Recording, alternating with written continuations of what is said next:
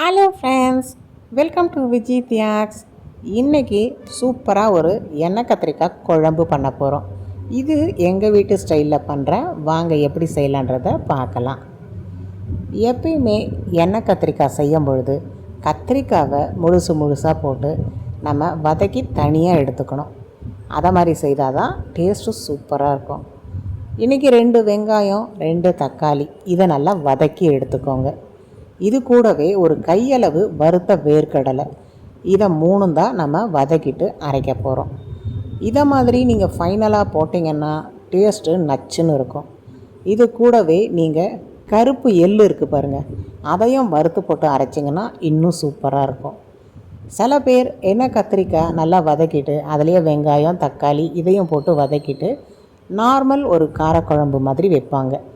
அதை மாதிரி செய்கிறதோட இதை மாதிரி வெங்காயம் தக்காளி நல்லா பொன்னிறமாக வதக்கிட்டு ஃபஸ்ட்டு என்ன பண்ணுங்கள், வேர்க்கடலையை நைஸாக அரைச்சிக்கோங்க.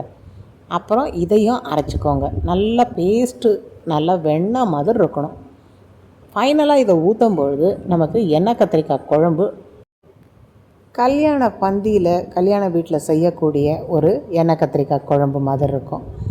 எப்பயுமே வேர்க்கடலை கருப்பு எள்ளு போடும் பொழுது இந்த எண்ணெய் கத்திரிக்காய்க்கு ஒரு தனி டேஸ்ட் கிடைக்கும்.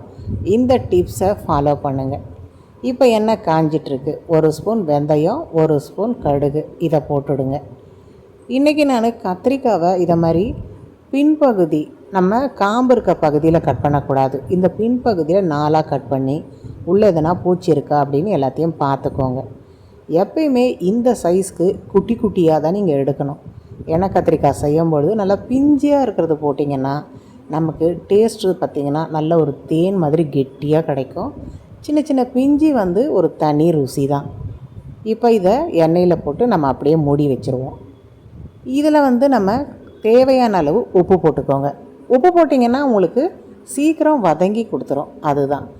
இப்போ தேவையான அளவு நம்ம எண்ணெயும் போட்டாச்சு. இதில் உப்பை போட்டு நல்லா மூடி வச்சுருங்க.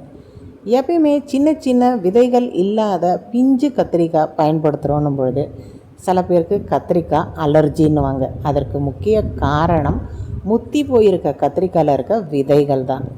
சரி, இப்போ நம்ம ஒரு 5 நிமிஷத்துக்கு மூடி வச்சுட்டு திறந்து பார்ப்போம்.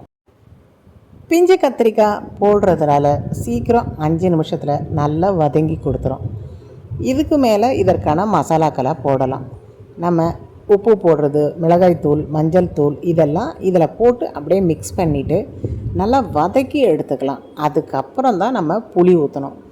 எப்பயுமே எந்த விதமான குழம்புகள் செய்யும் பொழுதும் இந்த காயில் பார்த்திங்கன்னா நமக்கு நல்ல காரம் ஏறணும், உப்பு ஏறணும், இதெல்லாம் மிக்ஸ் ஆகிட்டு நல்ல ஒரு கொதி வந்த பிறகு ஃபைனலாக தான் நீங்கள் ஒரு புளியை ஊற்றணும். முன்னாடியே ஊற்றிட்டிங்கன்னா இந்த காய் பார்த்திங்கன்னா உங்களுக்கு வேகாது. புளிப்பு எப்பயுமே காயை வேக விடுற தன்மை கம்மி. அதனால தான் எந்த காயுமே இதை மாதிரி மிளகாய்த்தூள் உப்பு மஞ்சள் போட்டு ஒரு கொதி விட்டு இந்த காய் நல்ல ஒரு அரை வேக்காடு வெந்த பிறகு அப்புறமா புளி ஊற்றுங்க. இந்த குழம்புன்னு இல்லை, எந்த காயுமே புளி பார்த்திங்கன்னா வேக விடாது. அதனால் இதை மாதிரி கொஞ்சம் வேக விட்டுட்ட பிறகு ஃபைனலாக புளி போட்டிங்கன்னா உங்களுக்கு டக்குன்னு வெந்துடும். இந்த டிப்ஸையும் ஃபாலோ பண்ணிக்கோங்க. ஃபஸ்ட்டு இப்போ நம்ம ஊற்றிருக்க இந்த தண்ணியில் மிளகாய் மஞ்சள் உப்பு நல்லா இந்த காய்க்குள்ளே இந்த காரம் உப்பு எல்லாம் ஏறட்டும். அதுக்கப்புறம் நம்ம ஃபைனலாக என்ன பண்ணுவோம், புளி ஊற்றிப்போம். இப்போ இதை நம்ம மூடி வச்சுருவோம். புளிக்கான ஒரு தன்மை பார்த்திங்கன்னா காயை வேக விடாது. அதனால தான் எப்பயுமே காய்களை இதை மாதிரி மஞ்சள் தூள் மிளகாய் தூள் போட்டு நல்லா வேக வச்சுருங்க. ஒரு 80% வெந்த பிறகு தான் நீங்கள் புளி தண்ணி ஊற்றணும். இதை மாதிரி ஊற்றுனீங்கன்னா உங்களுக்கு சட்டுன்னு பார்த்திங்கன்னா வெந்துடும். இந்த காரமும் காய்க்குள்ளே நல்லா ஏறி இருக்கும். இப்போ நல்ல ஆனியன் டொமேட்டோ, அடுத்தது நம்ம போட்டிருக்க வறுத்த வேர்க்கடலை இதையும் போட்டுட்டு நல்லா மிக்ஸ் பண்ணி ஒரு 2 கொதி விட்டு இறக்கிட்டிங்கன்னா சூப்பராக இருக்கும். இந்த ஸ்டைலில் செய்கிறீங்கன்னும் பொழுது சாப்பாட்டுக்குன்னு கிடையாது, இட்லி தோசை சப்பாத்தி இதோடு சாப்பிடும்போதும் சூப்பராக இருக்கும்.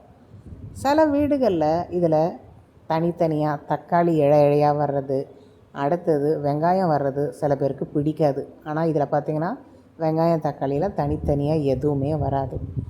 எலுமிச்சம்பழ அளவுக்கு புளியை ஊற வச்சு அந்த தண்ணியை எடுத்து ஊற்றிட்டோன்னா 2 நிமிஷம் கொதிச்சா போதும், ஆஃப் பண்ணிடலாம். நல்லா வாசனையாக இருக்கும். கொதிக்கும் பொழுதே நம்ம வேர்க்கடலை அரைச்சி போட்டோம் பாருங்கள், அதோடய வாசனை கம கமன்னு இருக்கும்.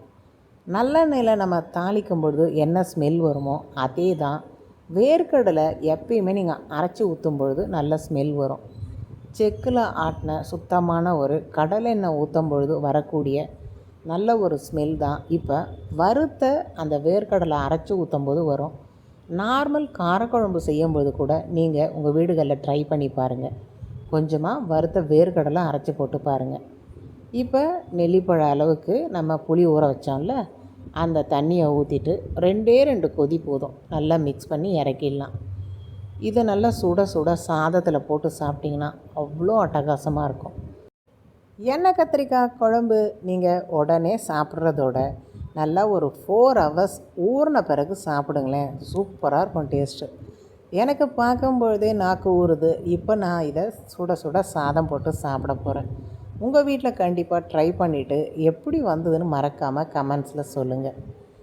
நல்லா துவரம்பருப்பு, மாங்காய், பச்சை மிளகாய் 8 இதெல்லாம் போட்டு வேக வச்சு கடைஞ்சிட்டு, நல்ல சின்ன வெங்காயம், பூண்டு இதெல்லாம் போட்டு தாளித்து சுட சுட நெய் போட்டு சாதத்தில் சாப்பிட்டோன்னா ஆந்திரா மாமிடிக்காய் பப்பு அவ்வளோ சூப்பராக இருக்கும்.